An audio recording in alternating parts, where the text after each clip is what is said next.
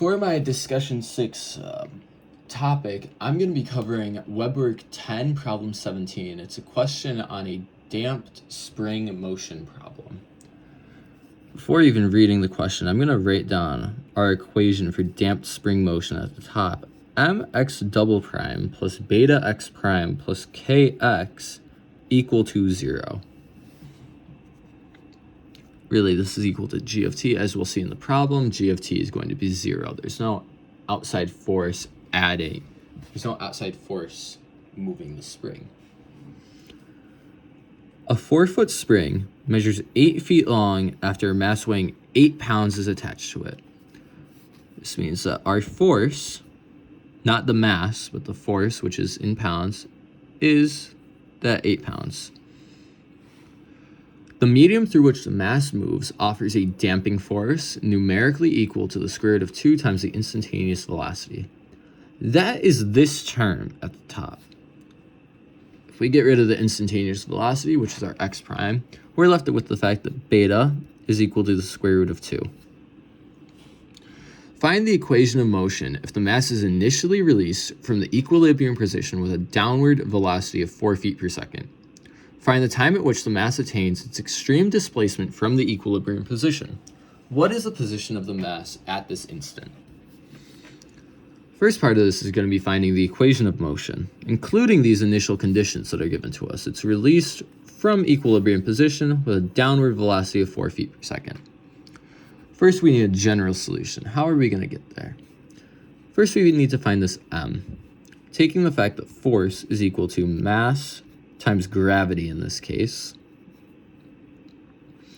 we can find that 8 is equal to m times 32, gravity being 32 feet per second squared. Thus, m is equal to 1 over 4 slugs. So we get the units through. To find k, we need to know that force equals k times the displacement, delta x. Delta x is going to be equal to this 8-foot long spring minus the initial 4 feet is equal to 4 feet. We know that 8 equals 4 times k, thus k must be equal to 2. We're going to rewrite this as our equation for the spring, not the motion of the spring, but our differential. Times the square root of 2x prime plus 2x equal to 0. We're going to multiply through this whole thing by 4 to isolate this x double prime term, just to make it a little bit more convenient during the next steps. We're going to pull out our polynomial. Keep in mind there's an e to the rt when we do this. R squared plus 4 to the square root of 2r plus 8 equals 0. E to the rt will never equal 0 when we're working with a spring problem, when we're working with real numbers, real solutions. So we know this polynomial must equal 0. The easiest way for us to find that is to simply do the quadratic formula. In this case, r is going to be equal to negative 4 to the square root of 2 plus or minus the square root of 4 square root of 2 squared is equal to 32. 16 times 2 is 32. Minus 4 times 8 times 1 is also 32. This term is going to drop out. Divided by 2 times 1, this is equal to negative 2, the square root of 2. Plugging this in to our form for solutions such as this, we get that x of t, this is our general solution. This is not the solution for this problem, but simply the general one. It's going to be e to the negative 2 square root of 2t times the constant 1 plus the constant 2 times t. How are we going to find C1 and C2? Well, we need these initial conditions. These initial conditions can be written down as x of 0 when it's initially released from equilibrium position. That means it hasn't moved. That means it's at 0. It's 0 distance away from equilibrium. At this initial time when it is released, it's moving downwards 4 feet per second.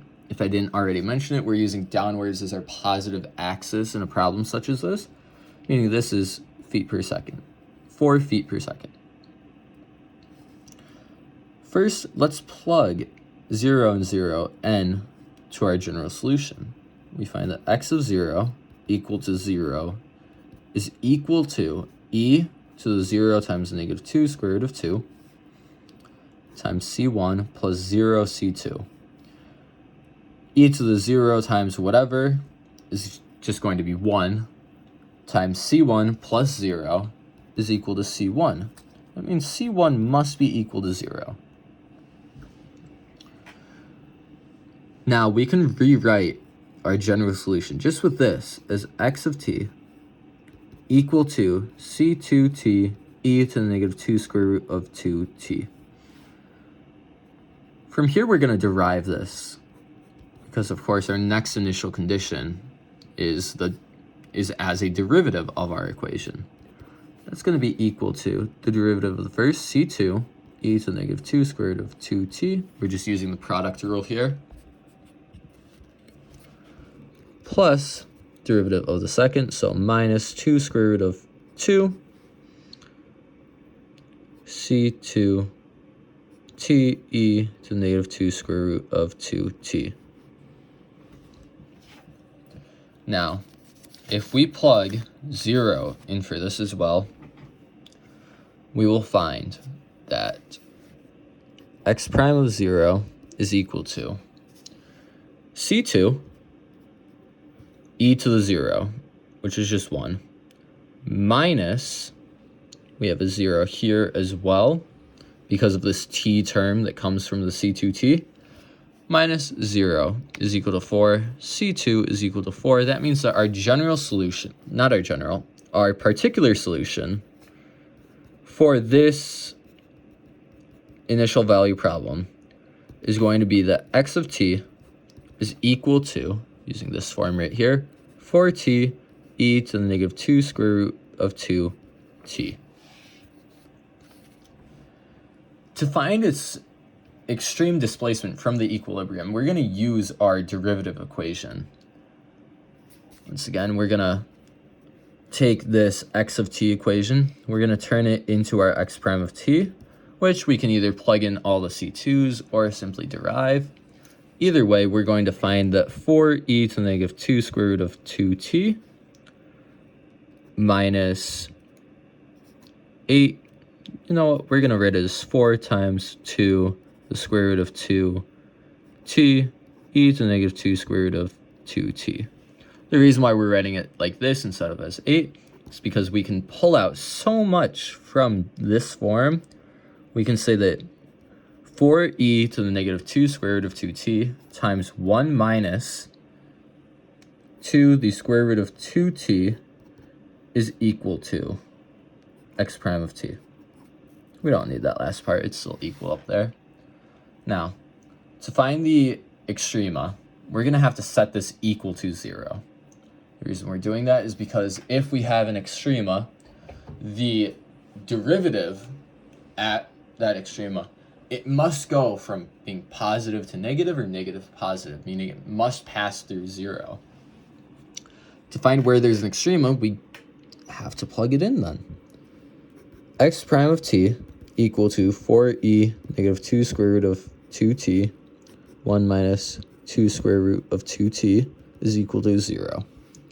Now this first part of the equation, 4e to the negative 2 square root of 2t, cannot ever equal 0 using real numbers, using what we want to use.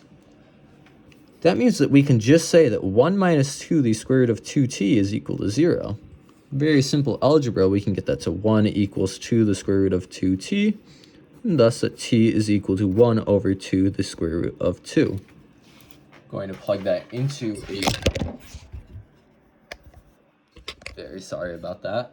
Going to plug that into a calculator. 1 divided by 2 the square root of 2. There we go. This is going to be roughly equal to 0.355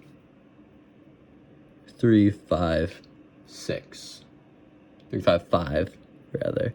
But when we plug it in, we're just going to use this 1 over 2 the square root of 2. This is our time. To find the position at this point, we just plug it into x of t. X of t equals 4t e to the negative 2 square root of 2t. X of 1 over 2 to the square root of 2 is equal to 4 over 2 to the square root of 2 e to the negative 2 to the square root of 2 over 2 square root of 2.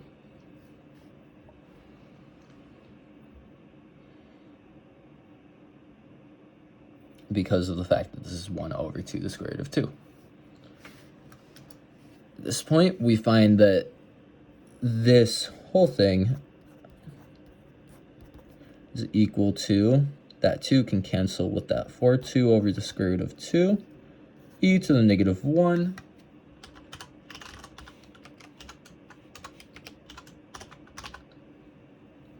which is going to be roughly equal to 0.52 026. That is going to be our position at this point.